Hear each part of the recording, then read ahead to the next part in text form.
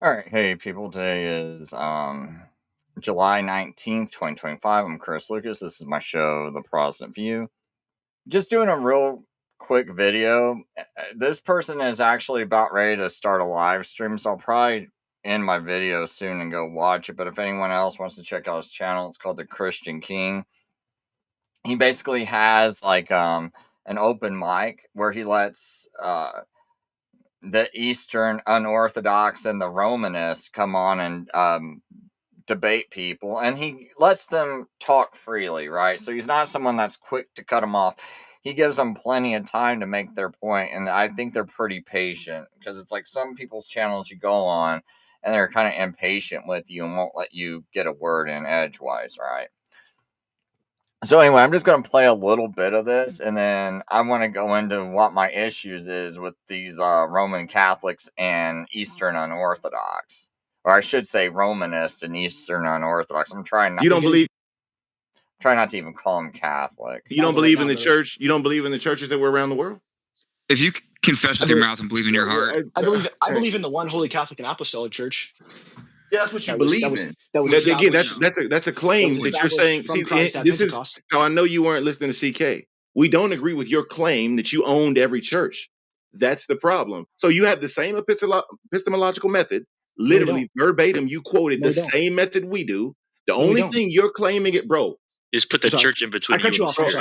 Yeah, bro. I cut you off. I apologize. We have the same. You literally out of your own mouth said we have this. Can anybody just We have the same epistemological method as stated by you.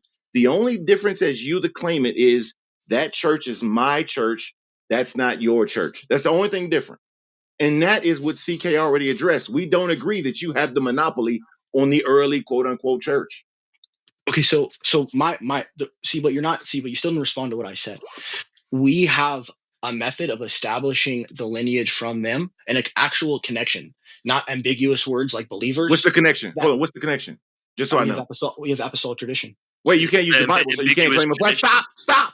You can't claim the Bible because you told us we couldn't. No, so I didn't claim it. Did I claim the Bible? What is apostolic succession, so what is apostolic succession? So apostolic succession isn't St. John appointing St. Polycarp. Wait, who is St. John? There's no Bible, bro. I'm not. See, look, this is the problem you guys keep having. You have a position to where you can only use the Bible, and then you go, well, I'm stuck in that box. So now we read a Bible verse, please. But Jordan. Okay, so basically, so we don't have to listen to all this because it's a little confusing to people who don't understand what's going on. So Jordan, right here, he is either a Roman Catholic or a Protestant. He is trying to claim apostolic succession, right? And you heard him bring up, well, we have St. John, Polycarp, and we claim, and so we have this like apostolic tradition through them. Okay, so my first problem, and I hear this over and over again with these guys, is that, so you're going to claim Polycarp, but yet if you reject everything he taught and you have church fathers that say he should be driven out of the church, how is it that you're holding on to apostolic succession? This is what I don't understand from any Eastern Unorthodox or anyone in the Roman Church. You'll take and you'll claim these people like Polycarp, but then you don't even follow them. So why wouldn't you think that these Protestants you're talking to up on this board, up on this panel, why would you think that they cannot claim apostolic succession? Because they're not going by any traditions. So if they're not going by the traditions, and you're not going by the traditions, don't you all have the same amount of apostolic authority? Right? Now, me personally, I don't think any of them can claim any kind of apostolic succession because they're not really going by the apostles. Because in the Bible, we see the apostles observing Sabbath and also observing Passover. Now, I know people are going to freak out when I say observing Sabbath, and you're going to make up all these things. But the reason why you are so fixated on it is you've actually been saturated with Roman Catholic thought and thinking, and you don't realize it because people make this assumption that they just broke away from the Protestant Reformation, and that when the not broke away from the Protestant Reformation, excuse me, that the Protestant Reformation broke away from the Catholic Church, and when they did so, they removed almost everything that was bad, and they went back to original faith. And that's the thinking most people have when they're growing up in their Christian churches that they're going to every Sunday. It's like, oh yeah, we broke away, and yeah, we might be a little different, but for the most part, we broke away. But that you guys didn't really break away. There was a lot of where they censored speech, like they censored the speech of Andreas Karlstadt, who was arguing for Sabbath observance, and others that were saying that, hey, maybe we should start keeping Passover too. And people like Martin Luther were the ones who shut them down and said, no, we got to, if we allow Andreas Karlstadt to keep teaching, everyone's going to start keeping the Sabbath. Because the thing that happened in a debate was this Catholic cardinal named Johann Eck challenged Martin Luther during a debate and said, basically, he brought up Sunday observance and said, you observe Sunday because the Roman Church established it. So Johann Eck, the Catholic cardinal, acknowledged that their church is the one who established these traditions, and that Protestants are following along with them. And he goes, well, if you actually believe in sola scriptura, show us where it is in Scripture. So you have the cardinal that is debating Martin Luther at the time, challenging him. And Martin Luther couldn't find anything, right? And so later on, Andreas Karlstadt, thinks that's a good point. And it's like, you know what, we probably should be observing Sabbath. And then Martin Luther silences him. But before I get off point, and I know people are going to, starting to flip through their Bibles going, no, I'm going to prove them wrong real quick. Let's just put the Sabbath to the side for right now. Let's focus on Passover. Because that's something we clearly know that Polycarp was keeping, and that's what they were arguing about, okay? Just please be open and listening, and don't be like, oh, you're Judaizing. Stop that. The Roman Church taught you that word. The Roman Church, you might not realize it, and you might go, no, I've learned that at my weekly Sundays church. They adopted it from the Roman Church. This is centuries of Roman Church teaching you to react this way, and you're trained to react this way, and you just react this way out of instinct without even thinking about it. Polycarp, no one called Polycarp a Judaizer except for the Roman Church in the first century, right? And so Polycarp is saying, I learned this tradition from John the Apostle. And so he's keeping Passover on the right day of the year, which is the 14th of Nisan, which is the first moon that occurs after the vernal equinox, right? So it's got to be the first crescent you see after the vernal equinox, and that's what starts the first month of the new year. So anyway, Polycarp is arguing that he John the Apostle told him, and so he gets in this argument with Anicetus, and Anicetus says, "Well, I learned this tradition from the elders." Well, okay, notice one thing here. Anicetus does not bring up. Maybe I might have the note here too. Probably have the note here. Because Anicetus does not bring up. Oh, sorry about this. I'm getting ready to go to work and I got these alarms going off. It's kind of distracting me.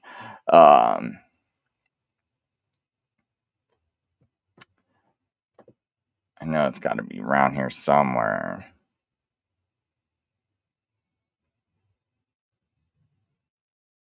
Sorry about this.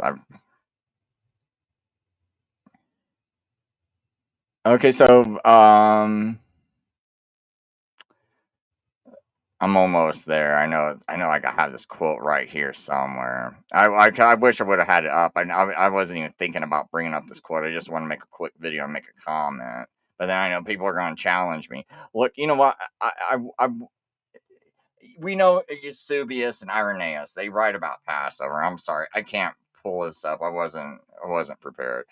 But anyway, Eusebius and Irenaeus both say that Polycarp had a meeting with the Roman bishop, right?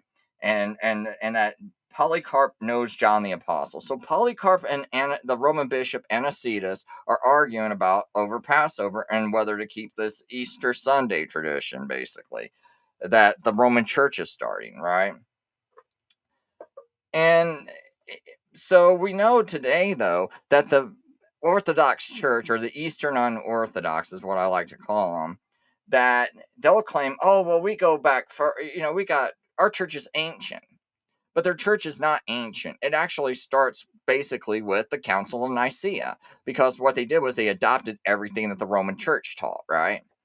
So because they taught everything the Roman Church is teaching, they're not really going back to their ancient church fathers like Polycarp, because Polycarp taught to observe the Passover, right? So now you have this Roman Catholic up on this show, right? Jordan, or maybe he is an Orthodox, I can't remember off the top of my head. But anyway, he's claiming that he's going by apostolic tradition. But yet he's rejecting apostolic tradition because he's rejecting Polycarp. But he's telling all these Protestants, but I can trace my church back back to the tradition of the apostles from John and Polycarp all the way to now. But you're rejecting what Polycarp taught, and you're actually adopting what the Roman bishop is teaching. So where did you get this authority to reject what Polycarp is teaching and instead adopt the practices and traditions of the Roman Church? And so that's like a really confusing thing to me. And then later on, and I'll make this a real quick point. So I actually brought this up on my last show, and I go into more depth than the very last show I did. Yes, it's on Daniel, but there's a lot of things in Daniel I go into depth about, okay? That's why a lot of people miss a lot of things I say, because they just see the title Daniel 9. Like, oh, he's just talking about Daniel. No, what Daniel ties into the whole entire Bible, okay? But anyway, I go into this in my last video because, but anyway, they were arguing at some point during the show about transubstantiation, and the Protestants and Orthodox could not argue properly on this. Why? Because they are so divorced from their traditions, right? So, I mean, not so divorced from their tradition. Sorry, I keep getting distracted by various things.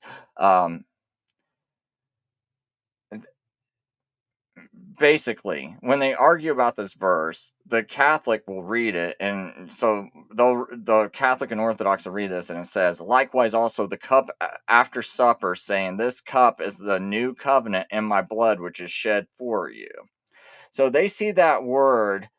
They say this cup is the new blood in my covenant, and because Protestants are also so tied into like Roman Catholic thinking, and they cannot stop, and they don't realize it. And when you try to point it out to them, they just freak out and go, "Oh, you're Judaizing me." But if they would just calm down for a second, they would see my point.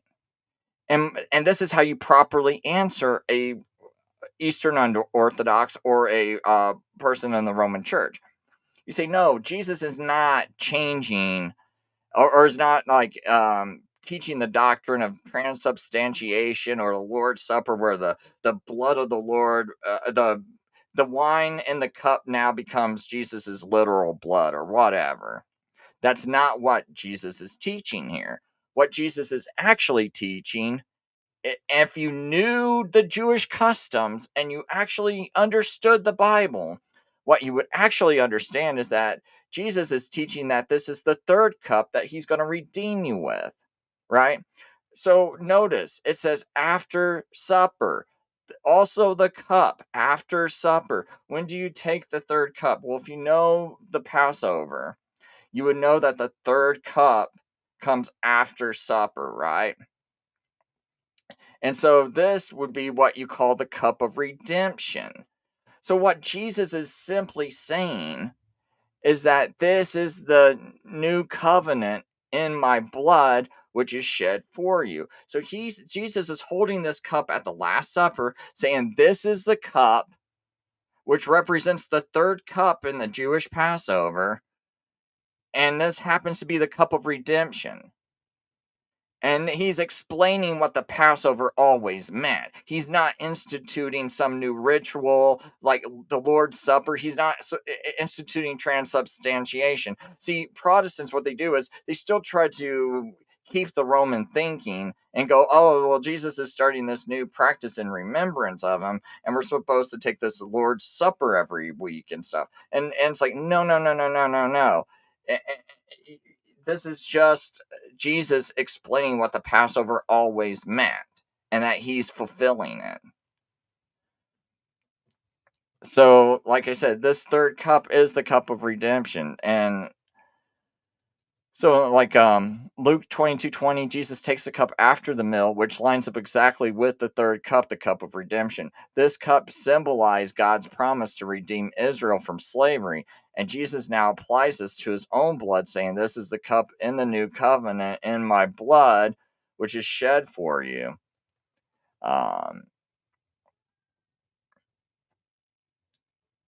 So what? I can't even remember what. Oh yeah, Exodus chapter 6, verses 6 through 7. So that's kind of where this comes from. So I just thought I'd point that out because I heard these, because it's like, I feel like they're not staying with it in tradition. If they were staying in tradition, they would start to follow Polycarp. They would keep the Passover. They would keep it in the right month. Because I noticed Protestants last year looked on their Gregorian calendar and saw when the Roman Church was keeping it and just decided to keep it in the same month. And it's like, well, no, the Roman Church keeps it in the last month of the Jewish year, of the biblical year, not just the Jewish year, God's year, right? Because God created the year, because he's the one who create, in Genesis that says, I give you these lights in the sky for days, for seasons and years, right? So he's the one who created the calendar. So this is God's calendar. And God says what month is which month, right? And if you read your Bible and you don't just pick up all the Roman tradition, you will see that in the Bible that the Roman Church is actually celebrating Passover in the wrong month some year, just like they did last year. They're saying that, they're doing this in the last month of the Jewish calendar. That would be the month of Adar, right? I think that last year would have been like Adar 2, if I'm not mistaken, but I can't remember off the top of my head. But I know it's the month of Adar. So last year they're doing this in the month of Adar, when the Passover is supposed to be in Nicene or Aviv, and that's why we know that the Roman Church doesn't have apostolic authority, because they're not following the Bible. They're not following what the apostles teach. And just something else I'll read real quick because I do have to go. Oh man, I meant to bring up my notes.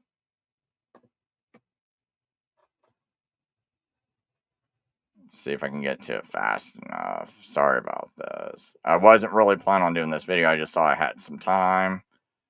I will make one point. Does anyone ever think about why they eat ham on Sunday? Do you think you're doing it for a biblical reason? Or do you think that you're just kind of following the hatred of the Roman Catholic Church? Right? Because think about this. I honestly think they eat ham on Sunday, on Easter Sunday, in order to because they despise the Jews so much. And I think that's the real reason why people have this tradition. Right? They pick just to show, hey, we're really not Jewish. But I do want to show you a few things, though. So this is some of their church fathers. So we know Polycarp kept Passover, right? But here's John Chrysostom, one of their church fathers, great church fathers, in 386 AD, Archbishop of Constantinople. he declared, "The festivals of the Jews are pitiful and miserable. The synagogue is worse than a brothel, the dwelling of demons." And then Emperor Constantine says, "Let us have nothing in common with the detestable Jewish crowd," right? But see, festivals of the Jews are pitiful and miserable. So Polycarp, your festivals are pitiful and miserable. And John Chrysostom also said these practices need to be driven out of the church. So Polycarp, you need to be driven out of the church. Now, which one's tradition, though? Which one's apostolic tradition? John Chrysostom, who the Eastern Unorthodox put on a pedestal and say he's a church father and say he's part of their tradition? Or is it Polycarp, the guy who actually learned from John the Apostle, who is following what we see in the Bible? See, Polycarp's actually got proof in the Bible, and he's also got second people outside the Bible confirming he actually was a disciple of John. So if this is the case, I mean, like, I'm seeing an issue here, because it looks like you guys broke from apostolic tradition, and now you're apostolic succession with an E, like you're seceding, like the South tried to secede from the North in the Civil War. This is secession, not succession, right? So I'm gonna also, I think, and I don't know if I got any more quotes. But I will say, here, let me just bring up one more point, because I got to get going. Maybe I can do this video a little bit better later. But one more point I'll bring up is that Polycarp met the Roman bishop Anicetus in about the year 154 AD, right, to discuss the Passover. And everyone makes it sound like, oh, okay, they had this discussion, it was cordial, and then they agreed to disagree, and then Polycarp went his own way. One issue I have with that whole story, and why I think Bishop Anicetus probably had a part in Polycarp's murder, was that Polycarp's the Bishop of Smyrna, one of the few churches that has something good about it said in Revelation. And think about this too. Who was Revelation written by? John. So Revelation's written by John. Polycarp's a disciple of John, and his church is spoken of highly in Revelation. Now, we don't even hear the Roman church mentioned in Revelation. And now we see this guy who's got his traditions that mimic the Bible. Then we got the Roman bishop who has these new traditions we don't see. And we don't see any authority backing them, right?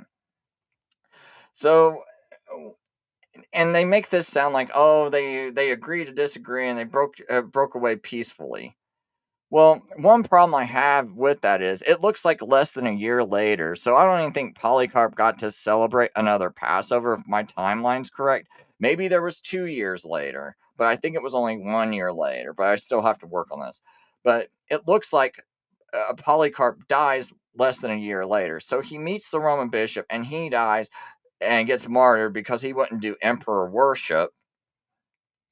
But yet the guy who runs the Church of Rome in the Roman Empire's capital, right in the Roman Empire's backyard, that church is left alone. That guy is not martyred, but Polycarp is martyred, and he's in the Church of Smyrna.